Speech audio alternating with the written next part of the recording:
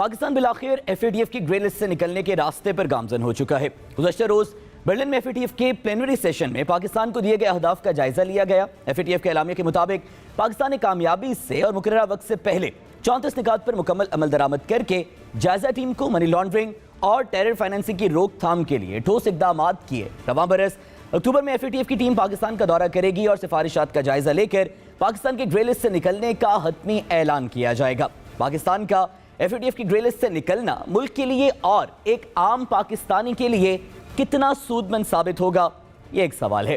Programme Pakistan का सवाल में खुशामदीद। मैं हूं सादुल हसन। आज के प्रोग्राम के आगाज़ में इस अहम खबर पर हम बात करेंगे। हमारे साथ मौजूद हैं सीनियर सहाफ़ी माहिर मौशियम शहबाज राना साहब। सर, बहुत शुक्रिया हमें वक्त देने के लिए। सर, सबसे पहले हमें ये बताइएगा कि कितनी बड़ी ये खबर हो सकती है अक्टूबर में अगर हतमी ऐलान हो जाता है हमारा ग्रे लिस्ट से निकलने का, मजमूई तौर पर मईशत पर और आम पाकिस्तानी पर क्या फ़र्क पड़ेगा? जी, बिस्मिल्लाहिर्रहमानिर्रहीम। बहुत शुक्रिया आपका। देखिए, पहली बात यह कि FATF ने अभी ये नहीं कहा कि पाकिस्तान ने तमाम 34 जो नुकात उनके ऊपर मुकम्मल अमल दरामद कर लिया। FATF ये कह रहा है कि पाकिस्तान ने उनको सब्सटेंशली कंप्लीट कर लिया, लेकिन काफ़ी हद तक वो मुकम्मल हो चुके हैं। अगर तो वो उसको मुकम्मल डिक्लेयर कर दे कि ये हो चुके हैं मुकम्मल इसके ऊपर अमल दरामद, तो फिर तो पाकिस्तान को ग्रे लिस्ट में रखने की कोई जवाज़ नहीं बचता ना। तो अभी जो उनका ये भी मानना कि पाकिस्तान ने सब्सटेंशली इनको कंप्लीट कर लिया है, ये एक अच्छी डेवलपमेंट है। और इसी वजह से उनका जो है वो जायज़ा मिशन पाकिस्तान आएगा और वो फिर खुद ऑन ग्राउंड इन चीज़ों को वेरीफाई करेगा जो पाकिस्तान का क्लेम है। तो अगर ये सारा प्रोसेस मुकम्मल हो जाता है अक्टूबर तक, बाकी एक बहुत ही एक इम्पॉर्टेंट डेवलपमेंट होगी, क्योंकि जिस तरीके से आपको ग्रे लिस्ट में रखा गया है और ग्रे लिस्ट में जो कंट्रीज़ हैं उसमें नॉर्थ कोरिया और ईरान को छोड़ के जो कि ब्लैक लिस्ट है, बाकी जो कंट्रीज़ ग्रे लिस्ट में डालेंगे उससे उनके जो कारोबार है उन पर काफ़ी फ़र्क पड़ता है। पाकिस्तान के केस में ये चीज़ें ज़्यादा कॉम्प्लिकेट इसलिए हो जाती हैं कि पाकिस्तान को हमेशा ही एक्सटर्नल सेक्टर के जो क्राइसिस है उसका सामना करना पड़ता है, और मुख्तलिफ़ किस्म की जब आप बोरोविंग्स करते हैं, आपके जो बैंक्स लेटर ऑफ क्रेडिट खोलती हैं, इन सारी चीज़ों के ऊपर आपकी या तो कॉस्ट बढ़ जाती है या उसके जो अप्रूवल प्रोसेस होते हैं उसमें जो है वो अच्छा खासा टाइम लग जाता है। तो ये एक किसी भी कंट्री के लिए ग्रे लिस्ट में कोई अच्छी चीज़ नहीं निकल जाता है, तो this is a very good development. और इससे एक चीज़ खासतौर पर जो कल की डेवलपमेंट है उसमें ये चीज़ क्लियर हो गई है कि अब आप ब्लैक लिस्ट नहीं होंगे। तो that is the first achievement कि आप ब्लैक लिस्ट का ख़तरा टल गया। अब ग्रे लिस्ट में निकलना है, बिल्कुल निकलना है। उसकी जो टाइम फ्रेम है वो अभी भी टेंटेटिव है। अच्छा शहबाज साहब, एक तज्जिया ये पेश किया जाता है कि जो FATF और इस तरह के जो इदारे हैं इनके ज़्यादातर फैसले इकोनॉमिकल, जो टेक्निकल इकोनॉमिकल चीज़ें हैं उनके साथ साथ पॉलिटिकल मामलात पर भी होते हैं। अब ये जो फैसला सामने आया है, ये जो डेवलपमेंट सामने आई है, इसमें पॉलिटिकल डेवलपमेंट्स को कितना आप बतौर माहिर मौशिम और वेटेज देते हैं और इकोनॉमिक डेवलपमेंट्स को कितना देते हैं? ये फैसला अभी भी प्राइमरीली पॉलिटिकल है। अच्छा, इसमें चूँकि पॉलिटिक्स तब होती है जब आपके निज़ाम को खामियां होती हैं। 2018 में जब पाकिस्तान को ग्रे लिस्ट में डाला गया था वो सियासी फ़ैसला था, लेकिन इसके बावजूद कि वो सियासी फ़ैसला था, पाकिस्तान का जो एंटी मनी लॉन्ड्रिंग का और टेरर फाइनेंसिंग को ख़त्म करने का जो पाकिस्तान का निज़ाम था वो ठीक नहीं था। इसमें कोई शक वाली बात नहीं है।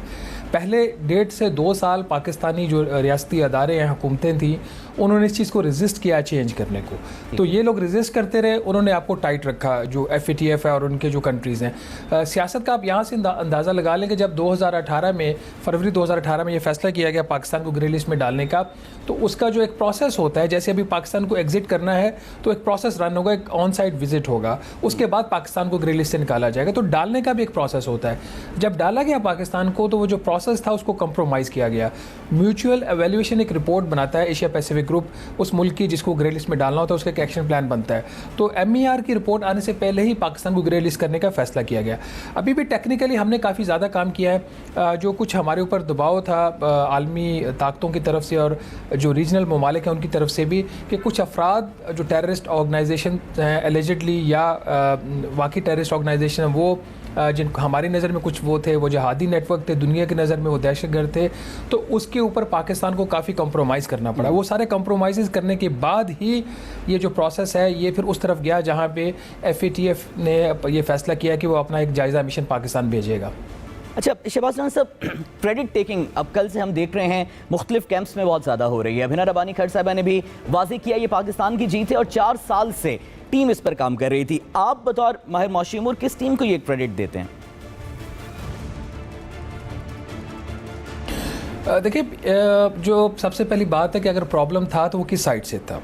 आपका प्रॉब्लम 2-3 जगहों से जो है वो ओरिजिनेट कर रहा था। कुछ आपकी पाकिस्तान की रियासती पॉलिसियाँ थी, आज से नहीं थी, 1970 1980s थे, 80s से थी वो पॉलिसीज़, जिसमें कभी अमेरिका भी हमारे साथ था।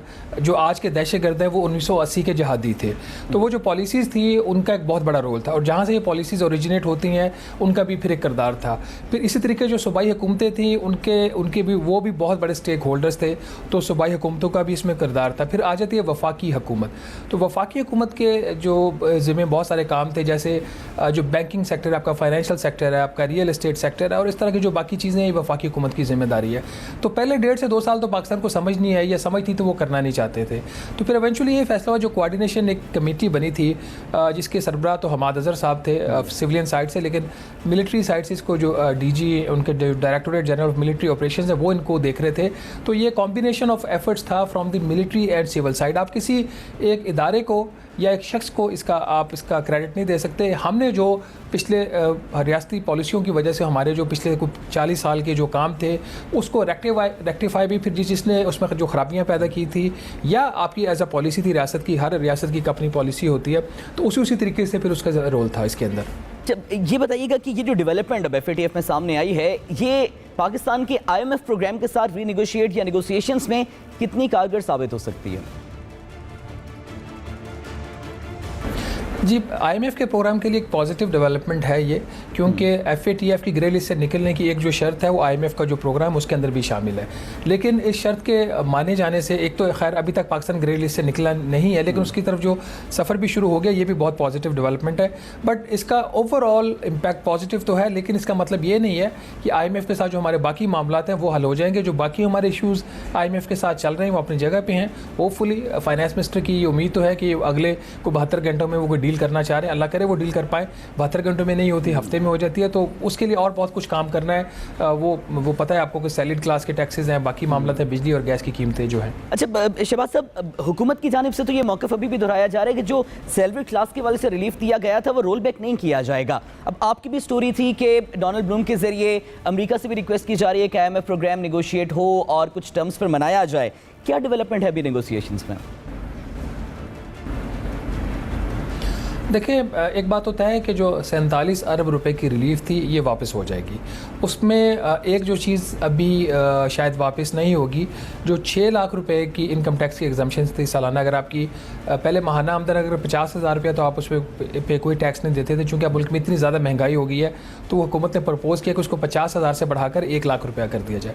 तो 1 लाख रुपये तक कोई टैक्स नहीं होगा। मेरा ख्याल हुकूमत ये कोशिश पूरी करेगी कि जिसकी सालाना आमदन 12 लाख रुपये है उसके ऊपर इजाफी टैक्स बोझ ना पड़े। लेकिन 12 लाख ऑनवर्ड्स जो है, जो रिलीफ थी वो वापस हो जाएगी। ना सिर्फ रिलीफ वापस होगी, उस पर जो है वो नए टैक्सेस भी लगेंगे। ठीक है, बहुत बहुत शुक्रिया। शहबाज राना साहब हमारे साथ मौजूद थे और माशी इशूज़ पर अपने तजिए से में आगाह करें। नाज़रीन, ब्रेक का वक्त हुआ, ब्रेक से वापस आएंगे और अहम समाजी इशू है जिस पर आपसे बात करेंगे।